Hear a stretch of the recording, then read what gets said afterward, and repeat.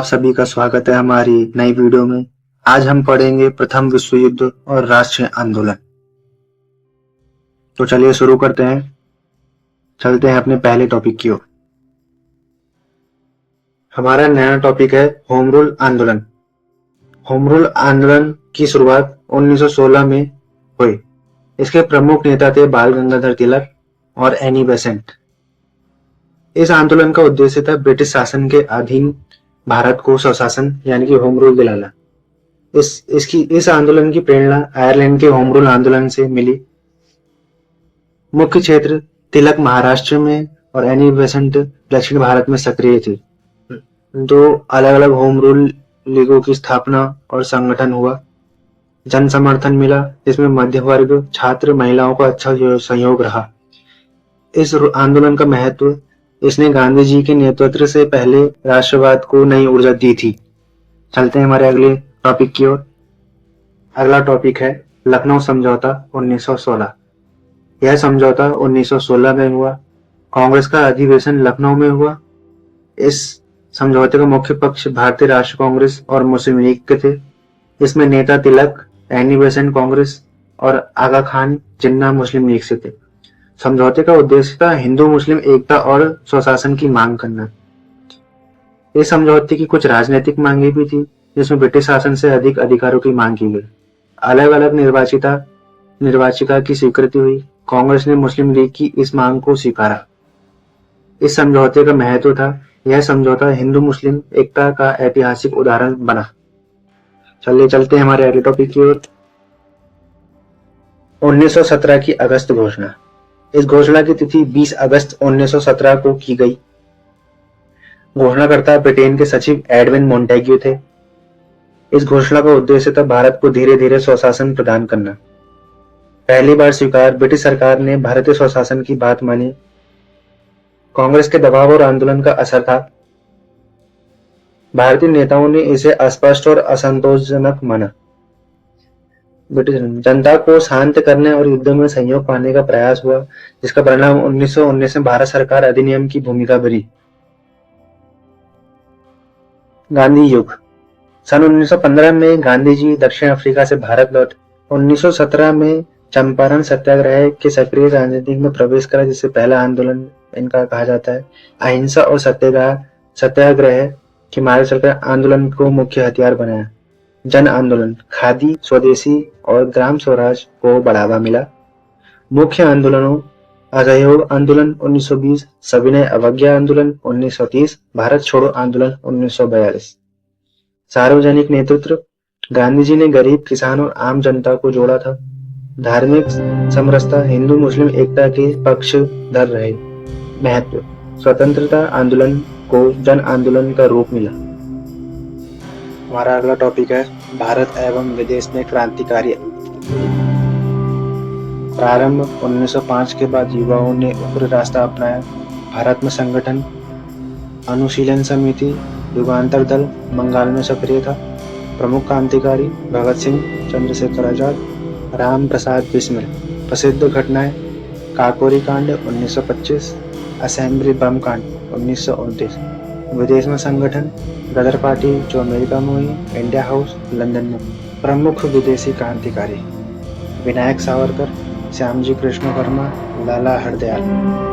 उद्देश्य, अंग्रेजों को सशस्त्र तरीके से हटाना। प्रभाव, युवाओं में जोश और बलिदान की भावना बढ़ी। भारत सरकार अधिनियम 1919। प्रभावी वर्ष, यह अधिनियम 1919 में लागू हुआ। आधार 1917 की अगस्त घोषणा पर आधारित था। द्वैध शासन की शुरुआत, प्रांतों में सत्ता दो भागों में बांटी गई, आरक्षित और हस्तांतरित। विधान परिषद का विस्तारण, सदस्यों की संख्या बढ़ाई गई। सीमित मताधिकार, केवल संपत्ति या शिक्षा के आधार पर वोट का अधिकार मिला। केंद्रीय नियंत्रण बरकरार, केंद्र में ब्रिटिश वर्चस्व बना रहा। सुधार का उद्देश्य, भारतीयों को शासन में भागीदारी देना। आलोचना, भारतीय नेताओं ने इसे अपर्याप्त और भ्रमित कहा। ये था भारत सरकार अधिनियम 1919।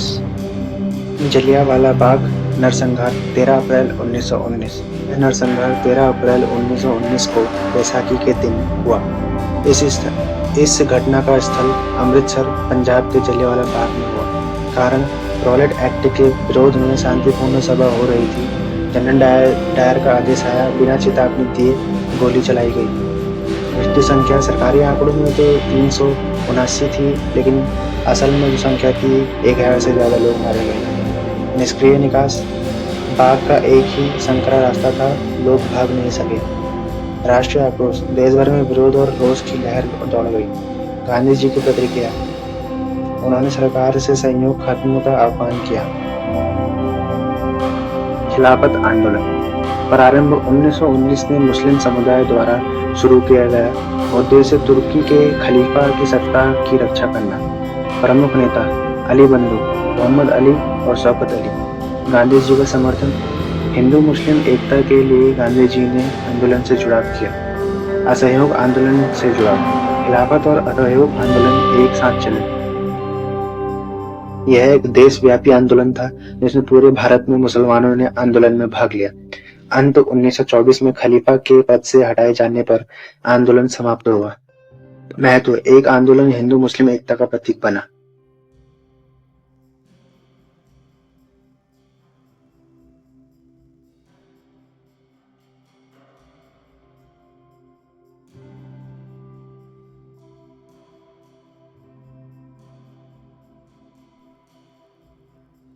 असहयोग आंदोलन प्रारंभ 1920 में गांधी जी के नेतृत्व में शुरू हुआ। कारण रॉलेट एक्ट, जलियांवाला बाग नरसंहार और खिलाफत आंदोलन। उद्देश्य ब्रिटिश शासन से सहयोग समाप्त कर स्वराज की दिशा में बढ़ना। मुख्य गतिविधियां, सरकारी नौकरी, स्कूल, अदालतों का बहिष्कार। स्वदेशी को बढ़ावा, विदेशी वस्त्रों और सामान का बहिष्कार किया गया। जन समर्थन, किसानों, छात्रों, श्रमिकों और महिलाओं ने भाग लिया। चौरी चौरा घटना, 1922 में हिंसा के बाद गांधी जी ने आंदोलन वापस लिया। महत्व, जनता का बड़ा राजनीतिक जागरण हुआ, गांधी जी राष्ट्र नेता बने। चौरा चौरी की घटना, 4 फरवरी 1922, उत्तर प्रदेश के गोरखपुर जिले का चौरी चौरा कस्बा। पुलिस ने अहिंसक प्रदर्शनकारियों पर लाठीचार्ज किया। उग्र भीड़ ने थाने में आग लगा दी। 22 पुलिसकर्मी जलकर मारे गए। हिंसा के विरोध में असहयोग आंदोलन वापस लिया गया। आंदोलनकारियों में निराशा और असंतोष फैला। गांधी जी की अहिंसा नीति की कठोरता स्पष्ट हुई। स्वराज पार्टी स्थापना वर्ष 1923 में असहयोग आंदोलन के बाद बनाई गई।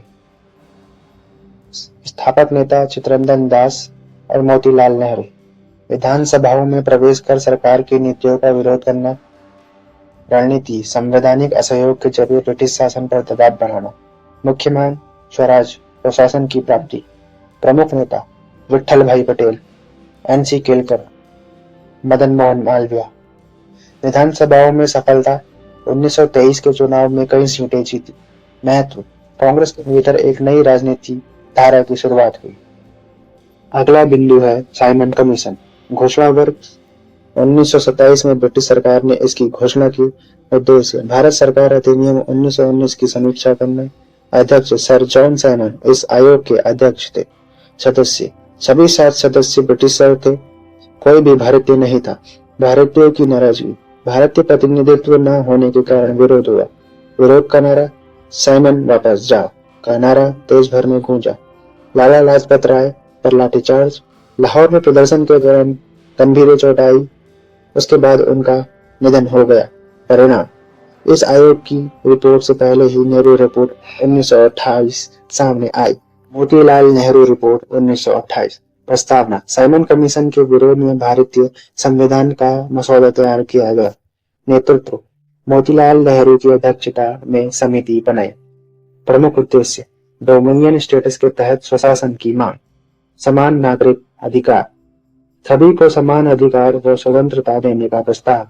धार्मिक स्वतंत्रता, सभी धर्मों को मनाने की स्वतंत्रता की बात।